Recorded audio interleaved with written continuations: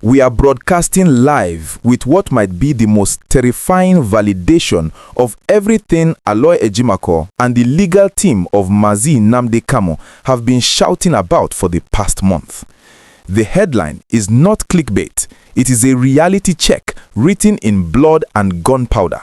Nnamdi Kanu not safe. Why?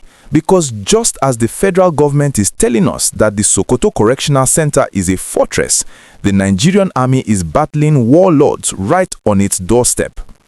Today, Thursday, December 18, 2025, confirmed reports hitting our desk indicate that the Nigerian military, in a fierce joint operation with mobile police and community guards, has neutralized one of the most feared men in the Northwest. We are talking about the notorious bandit leader Kachalla Na'Allah. This man was not just a foot soldier. Reports identify him as a key commander and a cousin to the infamous Ibrahim Chimo, who controls the deadly Sububu forest network. Now, listen to the details closely because this is where the story gets critical for the IPOB leader. This battle didn't happen in some faraway state. It happened right here in Isa local government area of Sokoto state, specifically between the villages of Girnashe and Kukatara. For those who know the geography of the Caliphate, you know that Isa LGA has become a playground for bandits. The fact that a kingpin like Kachalla Na'Allah was operating freely enough to be tracked and killed there shows the level of insecurity saturating the very air in Sokoto. And this brings us to the elephant in the room, or should I say the lion in the cage. Nnamdi Kanu is currently sitting in a cell in Sokoto, serving a life sentence handed down by Justice James Omotosho in November. Remember when his lawyer, Aloy Ejimakor, cried out? He called the transfer to Sokoto a death sentence disguised as detention.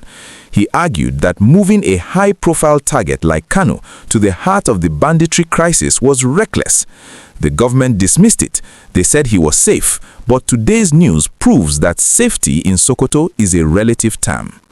If the army has to deploy heavy artillery to take down bandit leaders within the state, what happens if these groups decide to make a statement?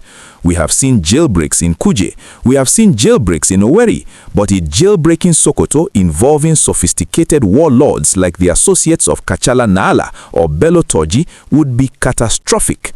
The killing of Na'Allah is a victory for the military, yes, and we salute our gallant troops, but it is also a red flag. It shows that the bad guys are close, too close for comfort. This development makes the recent court ruling even more controversial. Just last week, on December 8, 2025, the Federal High Court rejected Kanu's application to be moved back to the DSS headquarters in Abuja. The judge insisted that Sokoto was secure, but I ask you, does the killing of a bandit kingpin in the same state sound like peace and security, or does it sound like a war zone? The intelligence report suggests that Na'Allah was killed on Friday, and the operation is being celebrated as a major blow to the bandit networks. But for the family of Nnamdi Kanu and his millions of supporters, this news likely brings more anxiety than joy. It is a reminder that he is being held in a territory where the sound of gunfire is not uncommon. It validates the fear that he is being held in the lion's den, and I don't mean the biblical Daniel's den where God shut the mouths of the lions. I mean a den where real bullets are flying. We also have to look at the broader context. This isn't just about one bandit. Kachalla Na'Allah's death follows the neutralization of another kingpin, Kachalla Kalamu, just days earlier in Sabon Bini LGA. It seems the military is on offensive. That is good for Nigeria, but for a prisoner of war or a political prisoner, depending on who you ask, being in the middle of a military offensive is dangerous. Collateral damage is a real thing.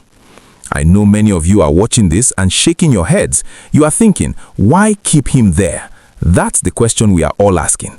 Is the stubborn refusal to transfer him back to Abuja a calculated risk, or is it, as his lawyers claim, a deliberate attempt to expose him to harm? Before we wrap up this explosive update, I need you to do something very important for this channel. If you want us to keep bringing you these dots that the mainstream media refuses to connect, please smash that like button right now. It helps the algorithm show this truth to more people. And if you are not yet subscribed, What are you waiting for? Click that subscribe button and turn on the notification bell. We are tracking the security situation in Sokoto hour by hour, and you need to be the first to know if anything shifts. So, the headline stands, Nnamdi Kanu not safe. The neutralization of Kachalla Na'Allah is a win for the army, but a warning for the judiciary. The war is at the gate. The question is, will they move the prisoner before the gate comes crashing down? I want to hear your raw thoughts on this.